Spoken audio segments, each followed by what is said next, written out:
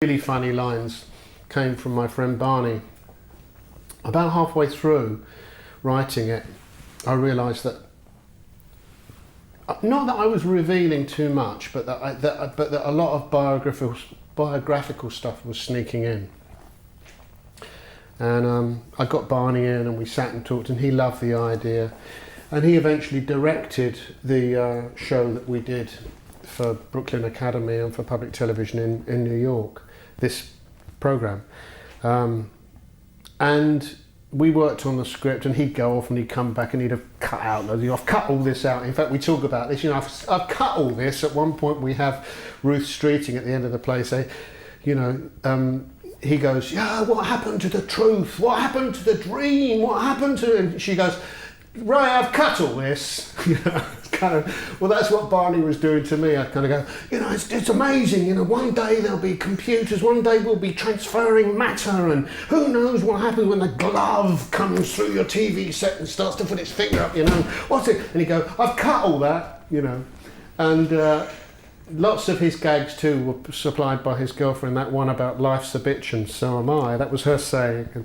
And of course, Jan Ravens, who we got in to play the part, turns out, I didn't know at the time, we just auditioned her and she was a natural. Turns out to be one of the people who's at the front line now on radio, and has been for a long time, but the front line of modern comedy of this sort, satirical comedy. So she was perfect for that. There's lots of gags, yeah. Yeah, no, it's got a lot.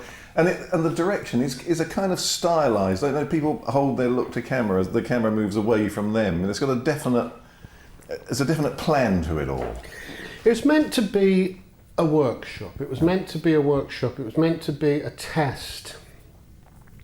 And it went no further than this event. I'd never put it on again. It was partly because it was such a sleigh ride. We toured it. We did several shows. In fact, we did one show with somebody else playing Jan Raven's part at Jones Beach, and that was the last show that we did. And although the girl that came in in the last minute, it got better and better and better and better. It started to really feel like a rock and roll event, as well as a play. But it was a workshop, so the idea was originally that people would stand in a row of three, like they would on the radio, with their pieces of paper and read it, and I would have an acoustic guitar and just play along. In fact, we did it at the Mayfair Hotel like that. And although that wasn't 100% successful, because I'd been without sleep for a couple of nights, and we played it to the press, who kept saying, "Is Ruth Streeting Julie Burchill?" And I'd say, well, no and yes. Just of course she is, and of course she isn't.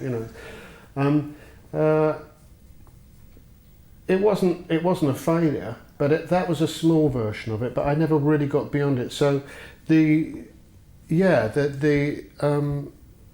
the ultimate style of it, while it was happening, what I wasn't certain about was the visual stuff. It seemed to me at the time that what was happening was that we just had, some computer fractal stuff coming up on some patterns, and I thought, I could do that at home. Why am I paying these people $30,000? But in actual fact, what was interesting about Wendell Harrington, I used them because they'd done the backdrop display for Tommy on Broadway using slide projectors, so it was very organic. In fact, it broke down in Boston and we had to do the show without it, and the show still worked okay without it, but it was simple and basic and primitive. But what happened as we were doing it is that poetry snuck in sideways. There were moments when, the hamminess of it, of playing to the crowd, the hamminess of telling the story, and the slightly embarrassing sense that here we have an artist talking about his own art. Here we have somebody doing, a musical lecture about their own difficulties and everything. That it somehow got lost. It got lost because of the fact that the actors were on the stage, and there was quite a lot of cross-pollination. And your part, you are almost a fourth one. I mean, you're the kind of narrator by implication that you're saying, but you're there, and occasionally you just typically touch the guy on the shoulder, or you move away. Was that spontaneous, or was that all part of the direction to include you in that thought?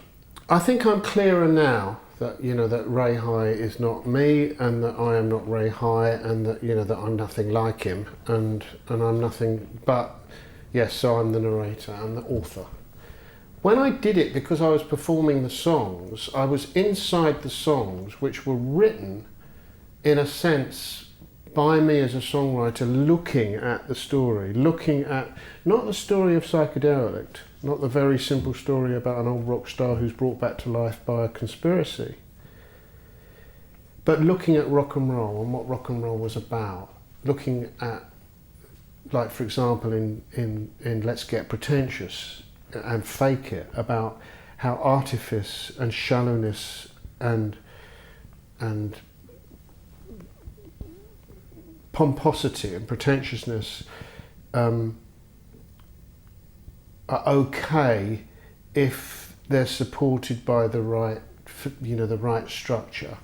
There's a skill involved in running a new art show. There's a skill involved in putting on a new opera. There's a skill involved in, and that a lot of those skills were not familiar to the people in pop, and neither were they fashionable. It wasn't fashionable to present something in a skillful way. So as soon as pop artists and rock artists started to use skillful techniques outside of, you know, if you come near me I'll punch your face in, or here's my tits, you know, what you actually got was contempt.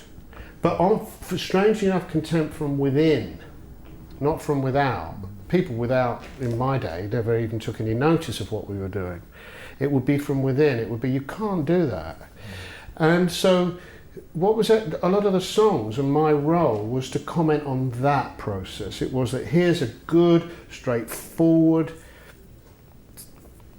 sort of the earth rock star. You know, this is Rick Parfitt meets Ray Davis meets blah blah blah. He's had a big idea. He can't quite pull it off because he's a bit too drunk. He's, you know, a bit too rich, but you know, he loves it. You know, he loves the dream, the vision, and he's hearty and he's been successful. My view of it was not contemptuous, but certainly that of a commentator and a narrator.